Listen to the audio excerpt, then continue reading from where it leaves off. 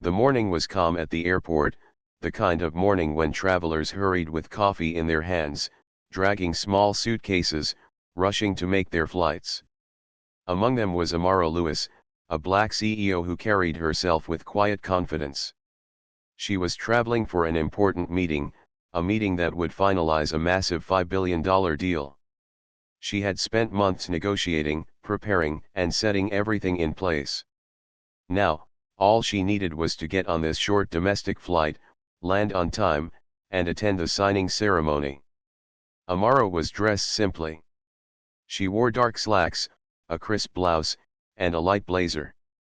Her laptop bag was the only thing she carried, with files carefully organized inside. She didn't wear flashy jewelry or anything that screamed of her position. For her, traveling was about comfort and focus. She walked calmly to her assigned seat, near the aisle, smiled politely at the person seated by the window, and settled in with her phone. She glanced once at her watch. Everything was going as planned. But then something unusual happened. Just as passengers were still boarding, a security supervisor walked down the aisle, his expression serious. His eyes scanned the rows before stopping on Amara. He asked her to show her boarding pass again. She complied without hesitation. He studied it for a moment, nodded, but then asked for her ID. Other passengers looked curious. Why only her? People nearby had already put their bags away and weren't asked the same. Amara, calm as ever, reached into her bag and handed over her ID. The supervisor checked it against the ticket, then frowned slightly as if searching for something to question. His tone was firm, rehearsed, and heavy with authority. "This is a random compliance review," he said. The words sounded official, but his eyes stayed on her longer than necessary. The person seated beside Amara shifted uncomfortably. A few passengers pulled out their phones quietly. Something about the moment felt wrong. Amara noticed too, but she kept her voice even. She knew the importance of her presence, not just as a traveler but as a leader. She didn't want to give anyone reason to twist the story. Still, the supervisor was not done. He asked her to step off the plane for verification. His voice was polite on the surface, but his insistence carried weight. Amara paused, took a slow breath, then gathered her bag. The cabin grew quiet. A man in the row behind muttered, "She already showed everything. Why are they picking on her?" A young woman whispered to her friend, "That's not fair." Amara stood, her shoulders steady. She looked at the passengers around her, gave a small nod as if to say, "It's all right," and then followed the supervisor down the narrow aisle. Phones tilted, quietly recording the moment. The sound of wheels clattering on the jet bridge echoed as she stepped off the plane. Inside the waiting area, she was guided to a small interview room. The door closed behind her. The air was cooler there, sterile. An airline representative entered after a few minutes, offering a professional but vague explanation, "This is just a verification process, nothing personal." But the tone said otherwise. Amara sat straight, her hands resting calmly on her bag. She knew what was happening wasn't random. She had traveled enough to see patterns, and this was not a coincidence. Yet she refused to show frustration. In her world, composure was power. At that very moment, her phone vibrated inside her bag. She reached for it quickly, knowing who it might be. It was her general counsel calling. The timing was sharp. Back at headquarters, her team was reviewing the final draft of the $5 billion contract. The signing was only hours away. She answered softly, "Yes, I'm here." Her voice didn't reveal what had just happened. She listened carefully as her general counsel explained small adjustments in the legal language. Amara's mind worked fast. This wasn't just about a delay, it was about principle. If the airline involved in the deal was treating her this way, what did that mean for their values? What did it say about the kind of partner they were? She responded in measured words, "Put everything on hold for now. No final signatures. I will update you shortly. When she ended the call, she sat silently for a moment, letting her thoughts line up like pieces on a chessboard. She thought about her employees, the communities her company supported, the image they carried in the market. She thought about every young professional who looked up to her as proof that dignity and discipline could build success. The security supervisor returned, repeating the same checklist questions. Her documents were already verified, but he seemed determined to stretch the process. She looked him in the eyes and replied with clarity. No raised voice. No sharp words. Just patience. Around her, she could feel the air growing heavier, but her heart stayed steady. Meanwhile, in the terminal, passengers who had seen her removal began whispering. A mother comforted her child, who had asked, "Why did they take that nice lady off the plane?" Another man shook his head, "Unbelievable. She showed everything." Slowly, clips began uploading to social media, though Amara didn't yet know. As the supervisor finished his round of questions, Amara's phone vibrated again. This time it was her chief of staff. The message was clear: "We're gathering all records, camera logs, boarding scans, crew notes. You're not alone in this." Amara looked down at the screen, then back up at the supervisor. She offered a small, polite smile and said, "Thank you. I trust this will be resolved." Her tone was simple, but her words carried weight. In her heart, she knew something had shifted. What started as an ordinary morning flight had become a test, not just of her patience but of her principles. She had faced unfairness before, but this was different. This time, the world was watching and she had a decision to make that could ripple far beyond herself. As she sat there in that cold room, her mind moved ahead to the boardroom, to the deal waiting for her signature. $5 billion. An entire future of partnership. But now, every number, every clause, every promise looked different. The scene ended not with shouting, not with drama, but with silence. Amara waiting, steady, her phone in her hand. Somewhere outside, the plane she was supposed to be on prepared for takeoff. And in that moment, she knew one call could change everything. The small interview room felt colder as the minutes passed, but Amara's mind stayed clear. The airline representative sat across from her with a polite smile that never changed, repeating that this was a routine verification and that everything would be resolved soon. The security supervisor stood near the door, watching her without saying much. Amara gently asked what specific policy required removing a seated passenger who had already shown valid ID and a valid boarding pass. The representative replied with careful phrases about compliance, safety, and random checks, but did not name a rule or step that matched what had just happened. Amara listened, nodded once, and took a slow breath.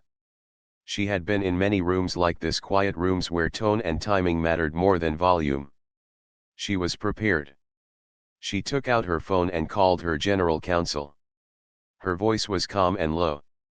She said she had been asked to step off the plane for re-verification even after all documents were confirmed. She asked for the signing ceremony to be paused and for no final signatures to be sent. Then she asked her general counsel to set up a call that same day with the airline CEO, the airport authority representative, and the head of the security vendor. She added a simple reason: they needed to discuss process, dignity, and accountability, not just this one incident. Her general counsel agreed and began working on it immediately. Amara thanked her and hung up. Next, Amara called her coup. She summarized the situation in 3 sentences and asked for a tactical hold on all related partnership announcements. She requested that finance review the contract for any clauses triggered by a delay and prepare a note explaining the business impact if they chose to cancel. She also asked the coup to keep the executive team informed without creating panic. "Steady tone," she said softly. "No blame. Just facts and next steps." The coup agreed and promised to send an update in 15 minutes. She sent a short message to her chief of staff, collect all official records, boarding scans, gate camera timelines, and any notes from cabin crew. If any passengers reach out with videos, please ask them to share copies with legal. Thank them for their help and kindness. Moments later, her phone buzzed. Her chief of staff replied that people at the gate were already whispering about what they saw and that a few were willing to talk. She added that the team was drafting a simple internal note for employees, so they would not be confused by rumors if anything appeared online. Amara responded with 3 words: clarity, kindness, calm. The airline representative cleared his throat and announced that the verification was now complete. He said the gate had closed and Amara would be placed on the next flight. He apologized for any inconvenience and held out a small card with a customer service number. Amara stood, thanked him, and asked for a written summary of the verification steps completed, the names or badge numbers of staff who handled the process, and a reference to the policy that guided their actions. The representative hesitated, then said he would need to check what could be provided in writing. Amara nodded. "I'll wait," she said, her tone still gentle. When she stepped out into the terminal, a woman approached with care and said she had filmed part of the interaction on board. "You were very polite," the woman said. "I thought someone should know." A young man added that he had also recorded when the supervisor asked Amara to leave the plane, and that he did not see anyone else checked in that way. Amara thanked them both, asked for their contact information, and gave them her company's legal contact. "Your kindness matters," she said. "Thank you for taking the time to speak to me." Her phone vibrated again. It was a message from communications, a first draft of a short, measured statement. The note read, "We have paused today's signing while we review a boarding incident involving our CEO. Our focus is dignity, clear process, and respectful travel for all." Amara read it twice, then suggested one edit: "We partner where dignity is built into the process, not patched after incidents." The communications lead replied with a simple "understood," then sent a new draft within minutes. Amara approved it but asked that it be held until after the requested calls with the airline, the airport, and the vendor. She wanted to speak with people directly before anything went public. Her general counsel called back. The airline CEO's office had responded through an executive assistant who said the CEO was traveling and might not be available until the next day. The airport authority had a deputy who could join the call in an hour. The security vendor's senior manager could join too, but only if the airline's operations director was present. Amara replied that today was important. She asked her general counsel to push for a call with the airline's operations director within the hour if the CEO could not join, and to invite the airport authority deputy and the vendor at the same time. "We need everyone who touches the process on the line," she said. "We will keep the tone respectful and specific. We just need the facts." She walked to a quieter corner of the terminal, a small lounge with a row of chairs by a window. She sat down, sipped water, and felt the steady beat of her breath. In moments like this, she made room for stillness. Her phone lit again. Her assistant sent a calendar hold for a brief board call 30 minutes later. The agenda had 3 lines: incident summary, contract implications, options. She approved it. Then her crew sent a note: delaying the signing might trigger a minor fee, but nothing that would harm the company's future. Amara replied that the potential fee was acceptable if they needed to take that path. "Our values guide us," she typed. "We will be consistent." An airline staff member approached with a gentle smile and offered a voucher and priority seating on the next available flight. Amara thanked her but asked again for a written note confirming the reason for removal and the steps taken in the verification. The staff member said she would ask her supervisor. Amara smiled kindly. "I appreciate your help," she said. "I know you did not create this situation." Her phone rang with a number she did not recognize. It was a strategy chief from a different airline, someone she had met only once at a conference. The voice was warm and direct. "I heard you might be reconsidering your partnership. he said. If that is true, we would like to talk. Our team can meet today. We think there is a better way to do this. Amara listened without interrupting. She did not make promises. She simply said, "Thank you. I will ask my chief of strategy to coordinate a time later today." After the call ended, she forwarded the message to her team with a short instruction: collect their materials, no commitments. We are listening. Her chief of staff texted again. 3 passengers had already shared short clips and their contact information. The clips clearly showed Amara calm and cooperative. There was no raised voice, no refusal to follow instructions. Timestamps matched boarding records. The chief of staff also sent a note from a flight attendant who quietly confirmed that Amara's boarding pass and ID were in order. Reading these, Amara felt a quiet sense of support. She typed back, "Please thank them all. We will handle this with respect and care." The executive assistant to the airline operations director called. She said they could arrange a call in 40 minutes. The airport authority deputy could join, and the security vendor's regional lead would also attend. Amara confirmed and asked for an emailed agenda. "Let's make the best use of everyone's time," she said. "We will stick to facts, steps taken, policy language, and corrective actions." The assistant agreed and followed up immediately with a calendar link. Amara's board call started on time. She spoke for 3 minutes, nothing more. She described what happened, what her team had gathered, and the plan for the multi-party call. She explained the contract status and that her preference was to pause until they had a clear understanding of the process and the public steps the partners were willing to take to protect dignity in travel. The board asked one question: will our decision teach the right lesson? Amara said, "That is what we are trying to ensure." The board thanked her for moving with care and approved the pause without hesitation. A message arrived from communications. A few references to the incident had started appearing online, but nothing large, just short posts from travelers saying they saw a passenger removed after showing valid documents. Communications proposed posting the short, neutral statement within the hour.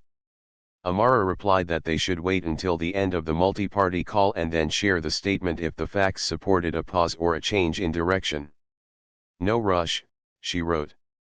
"Clear steps first." The airline representative returned with a printed note that summarized a verification process and stated that Amara had been moved to a later flight. It did not explain why she was selected or why other passengers were not checked in the same way. Amara accepted the paper, read it, and asked politely for the policy reference. The representative said that would take time. Amara nodded lightly and said she would be available by phone if they located the policy language. She thanked him again for his time. She rose from her chair, looked out the window, and watched a different plane push back from the gate. She imagined the many people on board, each with a reason to travel, to work, to see family, to start something new. Travel should be a simple and fair process, she thought. Her company had chosen this airline not only for business value but also for a shared promise of care. If that promise was unclear, then the partnership had to be clear about it now, before any signature. Her phone buzzed with a message from her chief of strategy: "The rival team can be on a video call in 2 hours. They say their training and equity metrics are ready to show. They asked for no publicity, just a chance to present." Amara replied that 2 hours would be after the multi-party call. "Schedule it," she wrote. "We will listen with open minds." She picked up her bag, moved to a quieter corner, and set up her laptop for the upcoming call. Her notes were brief and exact: timeline, scans, witness clips, questions about policy steps and escalation scripts, and a reminder to keep a respectful tone. She looked at the list of final time and closed her eyes, letting the noise of the terminal fade into a soft background. She was not angry, she was steady. Dignity, she reminded herself, is a practice. It is not a speech. It is a series of small choices, made again and again. A new email appeared from the airline's legal team. They offered a private apology and a gesture of goodwill, suggesting that they could handle this quietly and proceed with the partnership as planned. They mentioned a standard confidentiality letter that would keep the details private. Amara read the email twice and then drafted a short reply. She thanked them for their outreach, said she appreciated the apology, and explained that her goal was not to trade silence for convenience. Her goal was improvement that travelers could see. She said she looked forward to discussing clarity in policy and training on the call already set for later that hour. She checked the time. 10 minutes to go. She tested her audio, took another sip of water, and centered herself in the chair. Outside the window, the runway shimmered in the daylight. Inside her heart, the path felt simple, even if the steps were complex. Tell the truth. Ask for the rules. Choose partners who do what they promise. A quiet strength filled the small space around her. Her phone lit with one more message, short and direct from her chief of staff. Another passenger just sent a clip. It shows the supervisor checking you again after scanning your pass, then letting 3 others sit without a second look. Timestamps confirm. Amara read it, placed her palms flat on the table, and looked toward the laptop screen. The meeting invite was now active. She clicked join. At that exact moment, a new call buzzed in from an unfamiliar number, an executive assistant from the airline CEO's office. The message was careful and urgent. The CEO had just landed and wanted to join the call after all, if that was still possible. The assistant asked if they could add him in the first 5 minutes. Amara met her own reflection in the dark laptop screen and answered in a clear, even voice, yes. Add him. The video call opened with quiet faces in small boxes. Amara sat in a calm corner of the lounge, her laptop open, her notes in a single neat page beside her. On the screen, the airline CEO appeared, just back from a flight, still in a suit, his tie slightly off-center. Next to him, the operations director joined from a glass office, with the legal counsel on mute. The airport authority deputy joined from a desk with a wall map behind him. The security vendor's regional lead connected from a plain room with a whiteboard. On Amara's side, her general counsel, chief of staff, and communications lead were also on the call, cameras on, mics ready, eyes steady. Amara began first, her voice even and friendly. She thanked everyone for taking the time on short notice. She explained that she wanted to focus on facts, process, and clear improvements. She said she was grateful for the many hard-working people at the airline and the airport who serve travelers every day. Then she described, in short and simple sentences, what had happened. At boarding, she had shown a valid pass and a valid ID. She was seated. A supervisor checked her again, and then asked her to step off for another verification. Other passengers near her did not receive the same treatment. She was moved to a later flight. Her general counsel shared the timeline they had gathered, the gate scan time, the moment she sat down, the supervisor's second check, and the time she was escorted off the aircraft. He also noted that a flight attendant had provided a short written statement, the documents appeared in order, and there was no disruptive behavior. The chief of staff added that several passengers had shared brief clips that showed Amara cooperating calmly, while nearby travelers were allowed to sit without additional checks. Amara then asked, gently, "Can you please walk me through the policy that led to this decision during boarding? I want to understand the steps, who triggers them, and how they are applied evenly." The airline operations director leaned forward. He explained their general process. At times, there can be additional checks if a boarding scan triggers a note or if a supervisor observes something that needs a second look. He said these checks were meant to be even and respectful. He then paused and said he would like to hear from the security vendor, because the supervisor involved was part of that team. The security vendor's regional lead spoke carefully.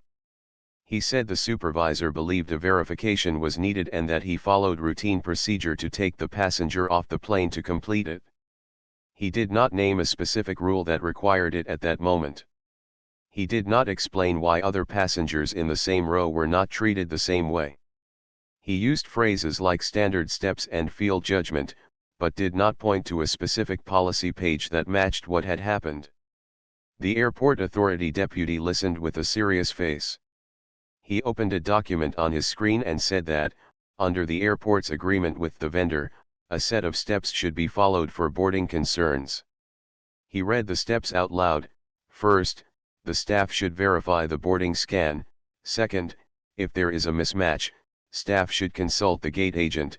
Third, if there is still a concern, staff should ask for ID at the door and resolve it there. Only after that should staff consider removing a seated passenger. He asked the vendor lead if a mismatch was recorded. The vendor lead said there was no mismatch recorded in the system. The deputy asked if the gate agent was consulted before the removal. The vendor lead said he would need to check. Amara waited, then asked kindly, "May I share a short clip so we can all see the moments we are discussing?" She held up one example, a 30-second clip from a passenger across the aisle. The sound was soft, but the images were clear. It showed the supervisor taking Amara's boarding pass, scanning it again, and nodding. It showed 3 passengers in the same cabin area sitting down without any second check. The supervisor then asked Amara to come with him. The timestamp matched the gate system logs that the chief of staff had already shared over email before the call. The airline CEO watched with a focused expression.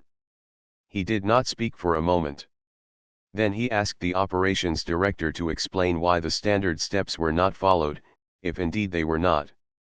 The operations director looked down at his notes and admitted that, based on what they had seen so far, it did not appear that the usual process was applied in the right order. He said they took this seriously and would review the actions of the contractor's supervisor and their own oversight. Amara nodded. "I appreciate the candor," she said.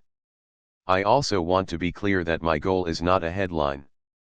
My goal is consistency for every traveler. I would like to hear what you can commit to today." The airline legal counsel unmuted. He suggested a private apology and a quick goodwill gesture. He also mentioned a standard letter that could keep the details of the discussion confidential, allowing both sides to move forward and complete the partnership. Amara listened with a calm face. Then she responded with warmth but firmness. "Thank you for the offer. I accept an apology in spirit. But I do not want confidentiality to be the main solution. If a policy did not work as designed, the correction should be clear to the public who use your services. Dignity should be built into the process, not added after an incident."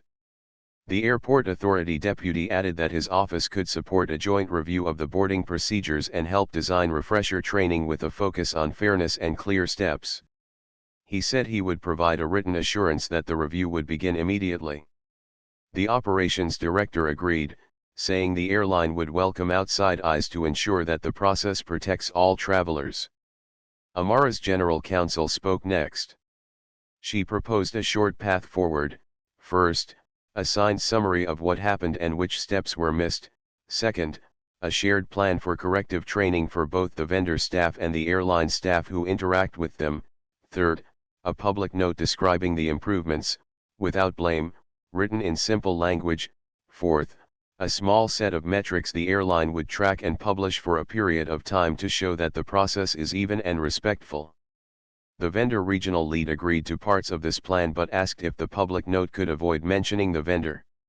He said their team preferred to handle training internally. The airline legal counsel also asked if the public note could be general in nature, avoiding any details that could be linked back to this specific flight.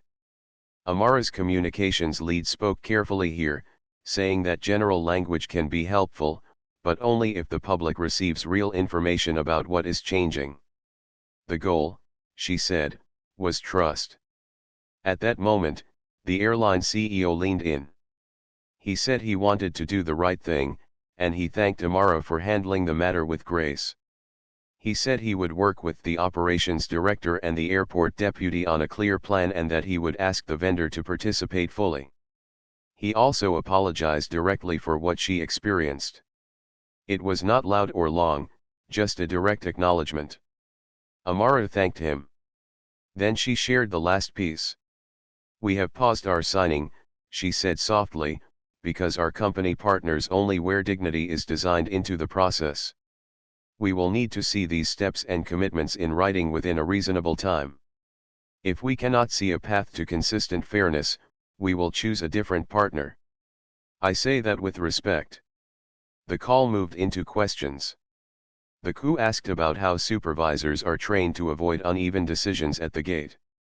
The operations director said there was training, but it seemed clear it needed to be refreshed and more specific.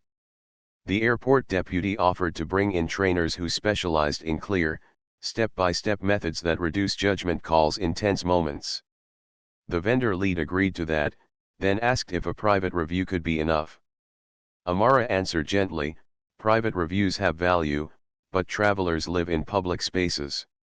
They feel the results every day. We want them to see that the process protects them." The chief of staff read a short note from the flight attendant who had written in privately. It was respectful, short, and kind. It confirmed that Amara's documents were in order and that she had been cooperative and calm. The airline CEO listened and said, again, he was sorry that this happened. As the call moved toward a pause, the communications lead noted that a few small posts online had begun to circulate. None were large, but they were real people who had seen something and cared. She suggested that, whatever they decided, they should speak clearly and avoid blame. The airline legal counsel agreed that a simple message focused on steps and timeline could be helpful, as long as everyone aligned. Amara looked around the screen. "Thank you for your time," she said. "Thank you for your effort. Please send the written action items, policy steps, training plan, public note outline, and a timeline. We will review them today. Our board is ready to decide based on what we receive." The airline CEO promised a response within hours. The operations director said they would move fast and check the relevant logs again. The airport deputy said he would send a letter of support for an independent look at the boarding process. The vendor lead agreed to cooperate and said he would return with a training outline. The call ended with short thank yous and a shared hope to move in a good direction. After the call, Amara sat still for a full minute. She let the quiet return. Her team stayed on the line. The general counsel said the discussion had been candid. The coup said the choices were clear. The chief of staff said 2 more passengers had shared clips, and they all matched the timeline. Amara's phone buzzed with a new message from an unknown number. It was the security vendor's vice president. The message was short and urgent. He asked for a private call. Amara placed him on speaker so her general counsel could listen. The vice president spoke quickly, saying he appreciated the respectful tone on the call and that he wanted to make this right by noon. He said the vendor could handle retraining, issue a quiet internal note, and provide a letter of apology directly to Amara. He said if they could keep the partnership on track and avoid any public mention of the vendor, he could guarantee a clean solution. Amara's face remained unreadable. She thanked him for calling. She asked him to send his proposal in writing to the general counsel and to include the exact steps and timeline. Her voice stayed calm, steady, and kind. Then she ended the call, looked at her team, and folded her hands. The decision ahead was still open, but the shape of it was becoming very clear. The call ended, and the screen went dark. Amara stayed still for a moment, listening to the soft hum of the terminal beyond the glass. Her team remained nearby, each person quiet, ready. The general counsel began listing the action items they had requested: a signed summary of steps, policy references, a training plan, a public note outline, and a timeline. The coup said operations would hold steady. Communications was ready with draft language. The chief of staff confirmed that all passenger clips and witness notes had been saved and time-stamped. Everything was calm and organized, like a well-set table before a careful meal. Amara nodded and said, "Thank you," in a voice as steady as her breathing. Her email filled with new messages. The security vendor's vice president sent a proposal. It apologized for the experience, promised internal coaching for the supervisor, and offered a letter to Amara. It suggested that the vendor's name be kept out of any public mention. It proposed a short training session and a quick return to normal. The tone was smooth, the timing swift, the path quiet. Amara read each line and placed a simple note in the margin of her mind: private fixes can help people learn, but public systems need public clarity. She typed a short reply. She thanked the vice president for moving fast, asked him to include exact policy references, and explained that her company partners where dignity is designed into the process, not added only after an incident. She did not raise her voice on the page. She did not accuse. She asked for structure, steps, and open learning. A second email arrived from the airline's operations team. It acknowledged the gap in procedure and promised a review with the airport authority. It included a first draft of a training refresher, but the draft used soft language and avoided the exact steps that had been missed. The legal counsel suggested a friendly joint note that would not point to a specific flight or time. Amara read the draft twice. It was polite and hopeful, but it did not answer the simple traveler's question: what will be different the next time I board? She set her laptop down and looked at the runway lights winking through the window. She thought of families, elders, students, workers, people traveling for care and for joy. Systems should carry them with gentle, even hands. Her assistant pinged her. The board was ready. Amara found a quiet corner and clicked to join. She did not begin with emotion. She began with facts. She walked through the timeline in clear steps. She described the boarding scan, the second check, the removal to a small room, the later flight. She quoted the airport authorities' process. She shared what the clips showed: calm cooperation, even tone, and uneven steps. She summarized the vendor's private proposal and the airline's first draft of a plan. Then she named the options on the table: pause and seek stronger commitments, or cancel the partnership and choose a different path. Her words were not long. They were simple and true. The board asked careful questions. What were the financial costs if they cancelled? The COO and CFO answered, there would be a fee, but it would not harm the company's future. What were the brand costs if they stayed without strong changes? Communications answered, unclear, but trust grows from choices that match values. What would teach the right lesson to their teams and to the public they serve? The general counsel pointed again to the facts and the policy steps. The chair cleared his throat and said, we trust your judgment, Amara. Make the choice that keeps our promise. Amara thanked them. She closed her eyes for one breath. She remembered a sentence she often wrote in her notebook: choose the value, not the noise. The value was simple: dignity built into the process. The noise was everything else. She opened a new email and addressed it to the airline CEO. In gentle, plain words, she thanked him for joining the call, for the apology, and for his willingness to review the process. She told him she had decided to cancel the $5 billion deal. She said the decision came with respect and with gratitude for the many good people at his company.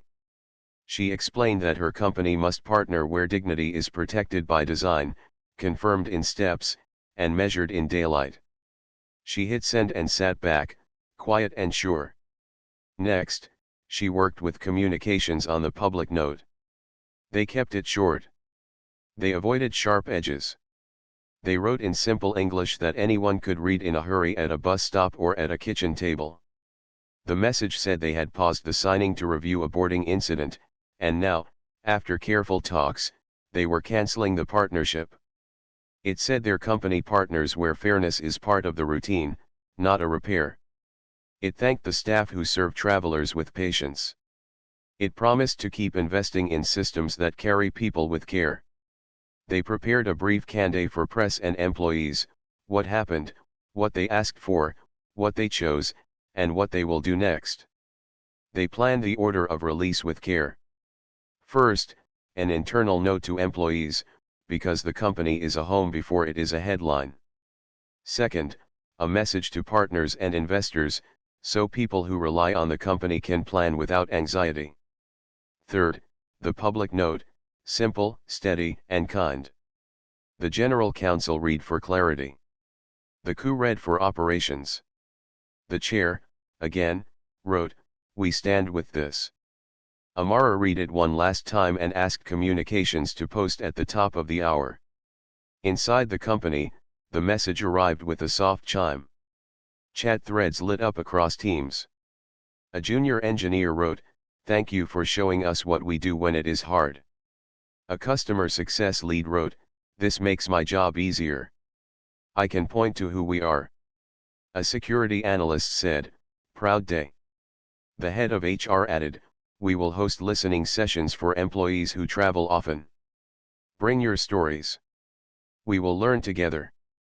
Amara replied to a few notes herself, one sentence each. "Thank you for your steady work. Let's keep building this together. Your voice matters."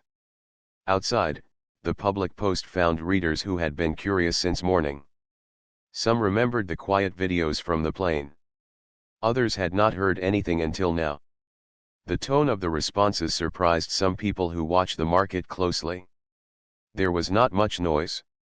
There was a steady stream of simple comments: clear. Respect. Thank you for explaining. A teacher wrote, "I will read this to my students when we talk about leadership."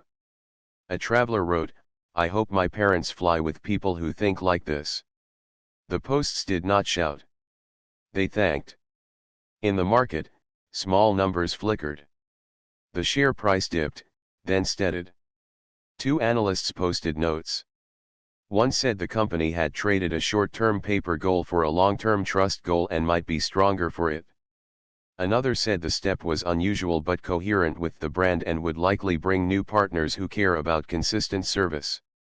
Investors called the CFO and the General Counsel. They asked for details and timeline. They heard the same careful story, and many said, "Understood." A few said, "Proud to be with you." Calm spread like warm tea in a quiet room. Not long after, the airline CEO posted a public note of his own.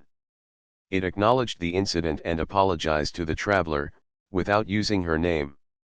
It announced an independent review, named the airport authority as a partner in the review, and said the vendor would cooperate.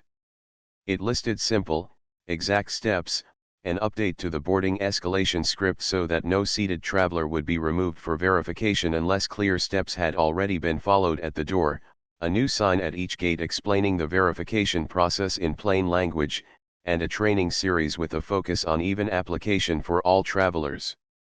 It gave dates: the script by next week, the signs by the end of the month, the training within 2 weeks. It promised to publish a short progress note at 30, 60, and 90 days. The note did not blame. It chose to learn.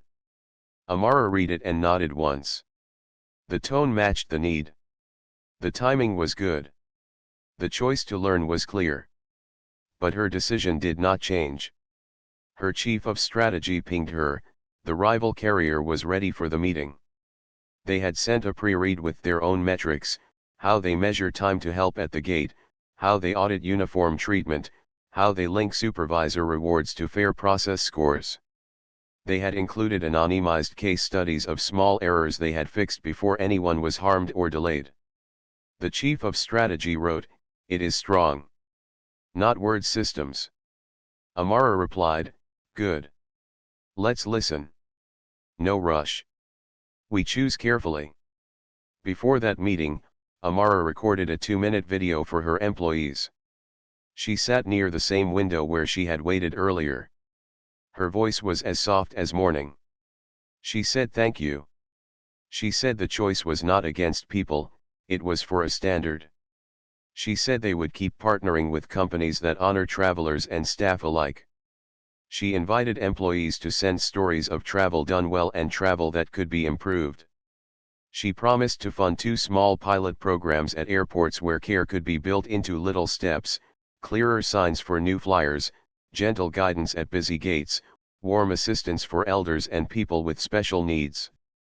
She smiled once and signed off, leaving a feeling like a hand placed gently on a shoulder. As late afternoon light reached across the floor, another short clip appeared online. It showed a child's voice saying, "She was kind," while the camera pointed at Amara's seat on the plane from earlier.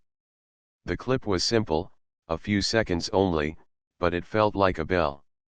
Amara watched it once and closed her eyes. She did not need the world to know her name. She wanted the world to feel safe crossing a jet bridge.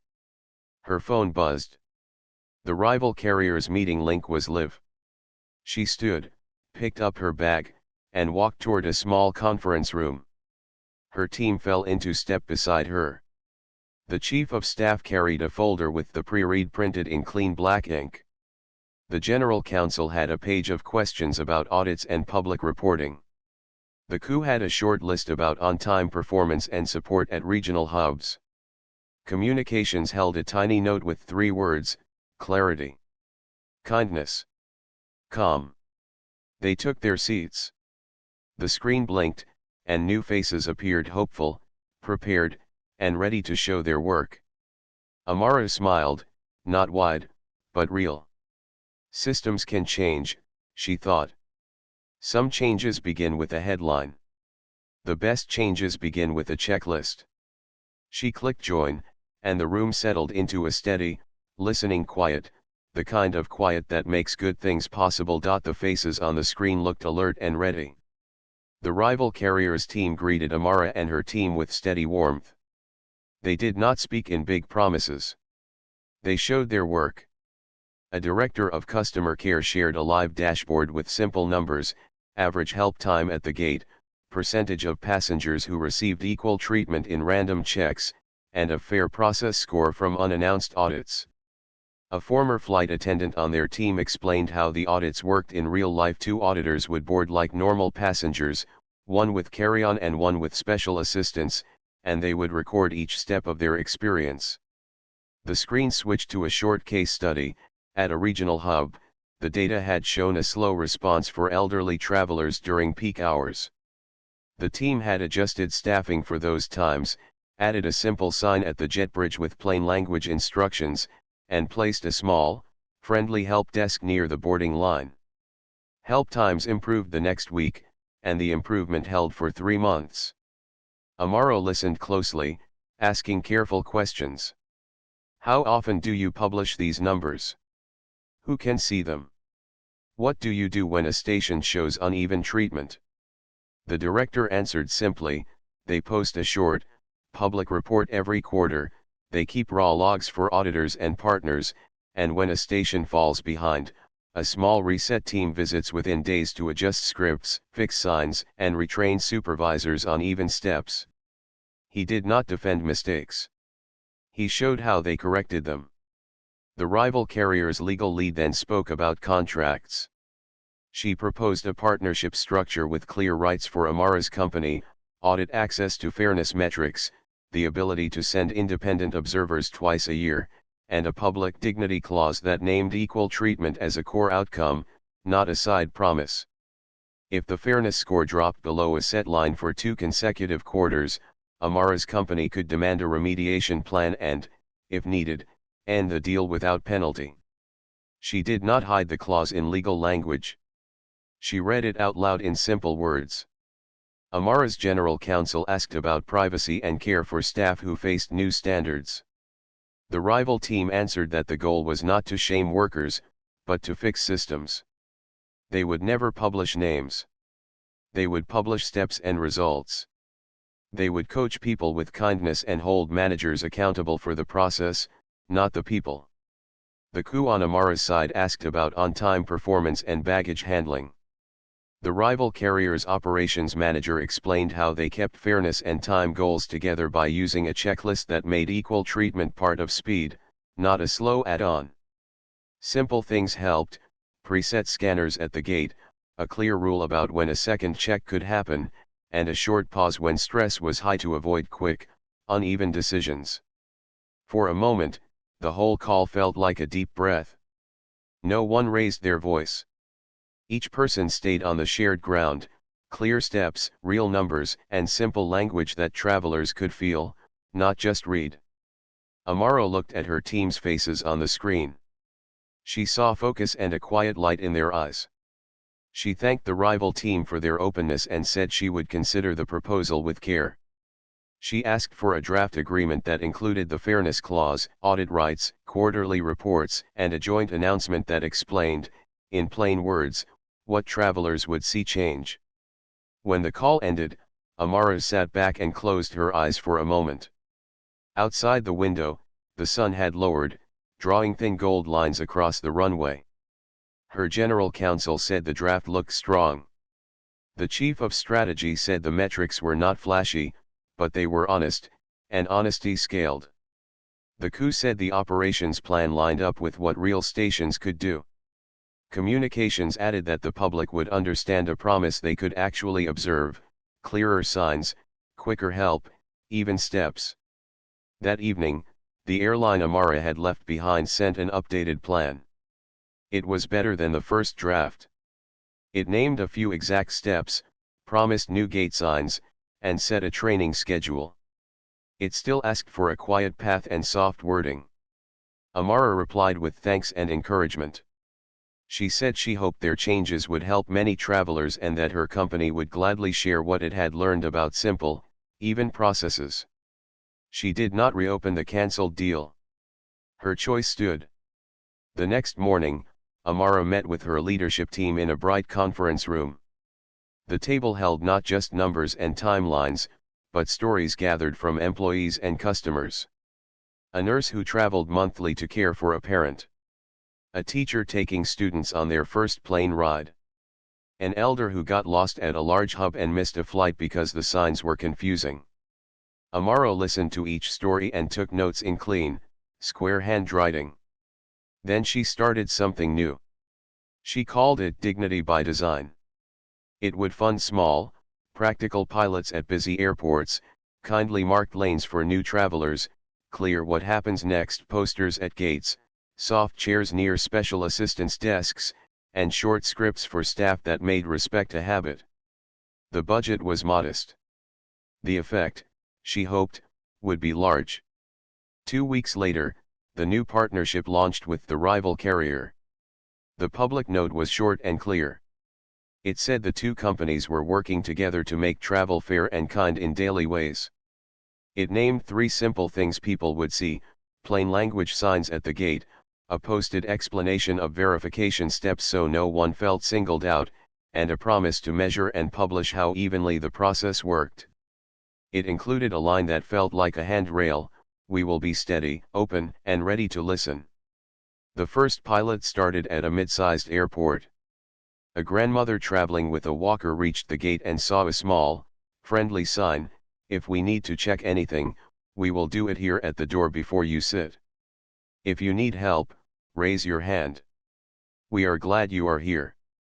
A gate agent noticed her smile and walked over, not to hurry her, but to ask if she wanted help placing her bag. She said yes. It took 20 seconds. A child standing nearby asked his parent what the sign meant, and the parent read it out loud. The line moved smoothly. No one felt confused. At another gate, 2 students on their first flight saw a poster titled "Your boarding steps in 1-2-3. It had 3 icons and 3 short sentences. They followed the steps exactly and reached their seats with wide eyes and quiet pride. Small changes, made visible, carried them. Behind the scenes, the fairness audits ran like a quiet drumbeat. Auditors who looked like everyone: young, old, tall, small, locals, visitors boarded and watched. The first quarterly report came out with neat graphs and plain text. It showed where help times were fast and where they slowed. It showed how often a second check happened at the door, where it belonged, and how rarely it needed to happen after a passenger was seated. It set goals for the next quarter that were not heroic, just steady and possible. Meanwhile, the airport authority overseeing the earlier incident posted its first 30-day update. It said the boarding escalation script had been corrected and the new signs installed. It said the number of seated passengers asked to deplane for verification had dropped to almost zero, and when it did happen, the logs showed clear reasons and steps. It did not claim perfection. It claimed progress. Amara read the update, felt a soft relief, and sent a note to the deputy, "Thank you for doing the work." One afternoon, a letter arrived on Amara's desk. It was from the supervisor who had removed her from the plane weeks earlier. The note was simple. It said he had attended new training, read the policy in order, and understood the steps he had not followed. He apologized without excuses. He said he had asked to be moved to a role where he could learn from a senior mentor for a while. He wished her safe travel. Amara read the letter twice. She wrote back a short reply, "Thank you for learning, I accept your note, I wish you steady days." She did not share his name. She shared the lesson in a manager training session: when we learn, we change the next traveler's day. A small envelope also arrived from a child who had been on the flight that morning. Inside was a drawing of an airplane with a lady in a blazer smiling by the door and the words, "She was kind." Amara placed the drawing in a simple frame on a shelf by the window.